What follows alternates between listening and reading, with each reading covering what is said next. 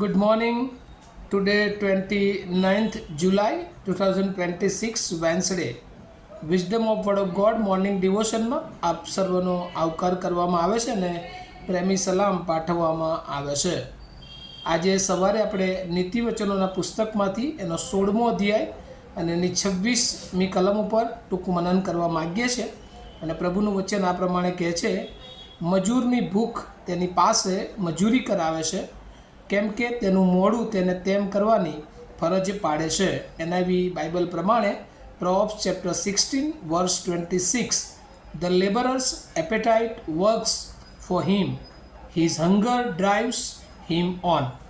અહીંયા પ્રભુનું વચન જે નીતિવચનમાં સુલેમાન આપણને જે શીખવવા માગે છે, અને એને એક થીમ અથવા મુદ્રાલેખમાં જો આપણે જોઈએ તો ડિલિજન્સ ઇટ્સ મોટિવેશન, એટલે કે મહેનત અથવા ઉદ્યમ અને તેની પ્રેરણા. આજે આ પૃથ્વી પર પ્રભુ પુષ્કળ કૃપા, બળ, સામર્થ્ય આપે છે, પણ એ સાથે સાથે દરેક માણસે એ આ પૃથ્વી પર ઉદ્યમ અથવા મહેનત કરવાની હોય છે. અને જેઓ મહેનત કરે છે પ્રભુ એમને સફળતા આપે છે. કારણ કે આપણે બાઇબલમાં જોઈએ છે કે આદમ અને હવાથી આ જગતમાં એ પાપ એન્ટર થયું અને માણસને માટે એ મહેનત એ નક્કી કરવામાં આવી, અને એટલે જે મહેનત કરે છે એ સફળ થાય છે. અને એટલે અહીંયા ઉદાહરણમાં નીતિવચન 16 અને 26માં જે લખ્યું છે કે મજૂરની ભૂખ તેની પાસે મજૂરી કરાવે છે. કારણ કે જ્યારે એ મજૂર હોય છે ત્યારે એની જે શરીરની જે ભૂખ હોય છે એ એને શારીરિક મજૂરી કરવા માટે પ્રેરણા આપે છે. કેમ કે એનું મોઢું જે છે, બીજા અર્થમાં એની ભૂખ જે હોય છે એ એને કામ કરવા માટે એ ફરજ પાડે છે. અને એ જ રીતે બાઇબલ પણ આપણને આજે સવારે મોટિવેશન આપવા માગે છે કે આપણા જીવનોમાં ઈશ્વરની કૃપા છે જ, ઈશ્વરનો આશીર્વાદ છે જ, ઈશ્વરનું જ્ઞાન છે જ, પણ આપણે ખાસ મહેનત કરવી પડે છે. અને જે લોકો મહેનત કરે છે અને એ મહેનતને પ્રભુ આશીર્વાદિત કરે છે.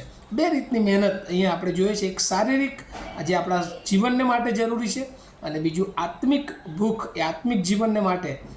કારણ કે બાઇબલનું વચન એ આપણને એ પ્રમાણે પણ શીખવે છે, જેઓ આત્મામાં રંગ છે તેઓને ધન્ય છે. બીજી ઘણી બધી બાબતો આપણને મહેનત કરવા વિશે એ જાણે કે ઉત્તેજન આપે છે. બાઇબલમાં જો આપણે જોઈએ તો એફેસીઓને પત્ર અને એનો 4થો અધ્યાય અને એની 28મી કલમ, પ્રભુનું વચન આ પ્રમાણે કહે છે કે ચોરી કરનારે હવેથી ચોરી ન કરવી, પણ તેને બદલે પોતાને હાથે ઉદ્યોગ કરીને સુકૃત્ય કરવા, જેથી જેને જરૂર છે તેને આપવાને પોતાની પાસે કંઈક હોય. અને એટલે હંમેશા એ મહેનત અથવા તો ઉદ્યમ અથવા ડિલિજન્સ એ આપણા જીવનને તો આશીર્વાદિત કરે છે, પણ જે લોકોને ખરેખર જરૂરિયાત હોય છે તેઓને પણ આપણા દ્વારા એ પ્રભુ મદદ કરાવે છે. અને એ જ રીતે એફેસીઓને પત્ર એનો 6થો અધ્યાય અને એની 7મી કલમ તો એ પ્રમાણે પણ કહે છે કે માણસોની ચાકરી નહીં, પણ જાણે તે પ્રભુની હોય તેમ સમજીને ખુશીથી કરો. અને એટલે મહેનત તો કરવાની છે, પણ એ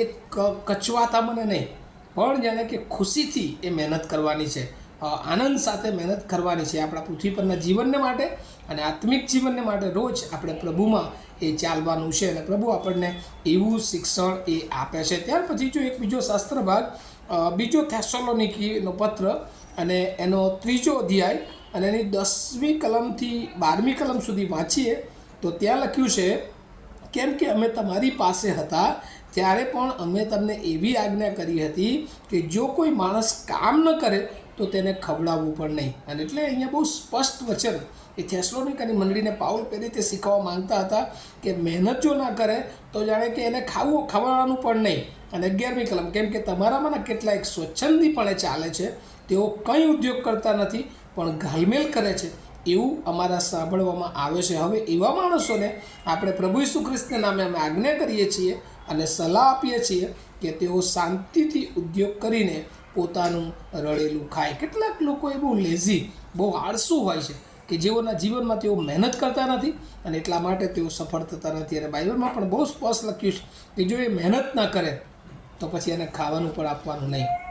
અને એ જ રીતે જ્યારે આપણે પ્રભુમાં જીવન જીવીએ છીએ ત્યારે આજનું વચન આપણને કહે છે ડિલિજન્સ ઇટ્સ મોટિવેશન, એટલે કે ઉદ્યમ, મહેનત કરવી અને મહેનત કરવા માટે બીજાઓને હંમેશા એ પ્રેરણા આપવી. કારણ કે જ્યારે આપણે મહેનત કરીએ છીએ ત્યારે મહેનતનું ફળ એ પ્રભુ આપ્યા વગર રહેતા નથી. એ શારીરિક આ પૃથ્વી પર બધી બાબતોને માટે મહેનત હોય, આત્મિક જીવનને માટે આપણે રોજ પ્રભુના વચનોની સાથે, પ્રાર્થનાની સાથે, સંગતની સાથે, અને જેમ જેમ પ્રભુમાં આપણે મહેનતુ બનીએ છીએ, મહેનત કરીએ છીએ, અને મહેનતનું ફળ પ્રભુ ચોક્કસ એ આપે છે. અને આજે સવારે પ્રભુ આપણને બધાને એ વ્યવહારિક રીતે શિક્ષણ આપતા, આત્મિક જીવનનું શિક્ષણ આપતા જણાવે છે કે આપણા જીવનમાં જો આપણે મહેનત નથી કરતા અને આપણે બેસી રહીએ છીએ, આપણે બીજાના પડાવી લેવાની ભાવના રાખીએ છીએ, બીજા પર આધારિત છીએ, તો પ્રભુ આજે આપણને કહેશે કે આપણે ખુશીથી આપણાથી જેટલું બને એટલી મહેનત કરવી જોઈએ, અને મહેનત કરીને, સુકૃત્યો કરીને આપણા જીવનમાં આગળ વધવું જોઈએ.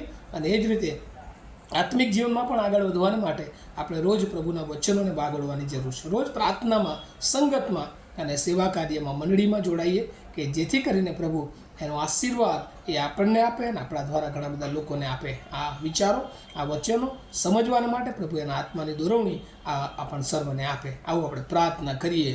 અમારા જીવંત અને દયાળુ ઈશ્વર, અમે તમારો બહુ આભાર માનીએ છીએ આજના દિવસને માટે. પ્રભુ, તમે અમને જે વચન આપ્યું છે કે અમે મહેનતુ બનીએ, ઉદ્યમી બનીએ. પ્રભુ, અમે ઘણી બધી વાર અમારા જીવનોમાં એ આળસુ બની જઈએ છીએ. અમે પ્રભુ કોઈ કામ કરવામાં પ્રભુ ઘણી બધી વાર પીછેહટ કરતા હોઈએ છીએ. પણ પ્રભુ, જેમ અમારા શરીર જેમ ભૂખ લાગે છે અને એટલે એને ખોરાક જોઈએ, અને એમ પ્રભુ જ્યારે અમે મજૂર કરીએ છીએ, કારણ કે પ્રભુ અમારે એ બધી જરૂરી હોય છે, અને એ જ રીતે પ્રભુ આત્મિક રીતે પણ અમે વૃદ્ધિ પામીએ, અને એટલા માટે અમે આત્મિક મહેનત કરી શકીએ એવી તમારી કૃપા માગીએ છીએ. અમે સર્વ આ વચનો સમજીએ અને પ્રભુ અમારા જીવનોમાં પુષ્કળ મહેનત કરીને, પ્રભુ સુકૃત્યો કરીને પ્રભુ અમે તમારામાં વૃદ્ધિ પામતા જઈએ એવી પ્રાર્થના ઈસુ પ્રભુના નામમાં સાંભળો અને તેનો સ્વીકાર કરો. આમીન. Have a nice day to all of you. Thank you.